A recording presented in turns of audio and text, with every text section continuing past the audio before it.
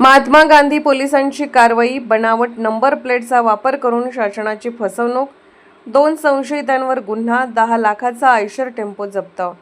महात्मा गांधी चौक police ठाण्याच्या पथकाने बनावट नंबर प्लेट लावून शासनाची फसवणूक करणाऱ्या 2 संशयितांविरुद्ध कारवाई करत सुमारे 10 लाख रुपये किमतीचा आयशर टेम्पो जप्त केला आहे।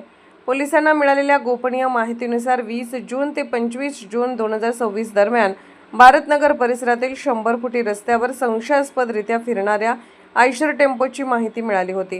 त्यानुसार पोलीस पथकाने सापळा रचून संबंधित वाहनाची तपासणी केली। तपासणी दरम्यान वाहनावरील नंबर प्लेट आणि अधिकृत नोंदीमध्ये तफावत आढळून आली।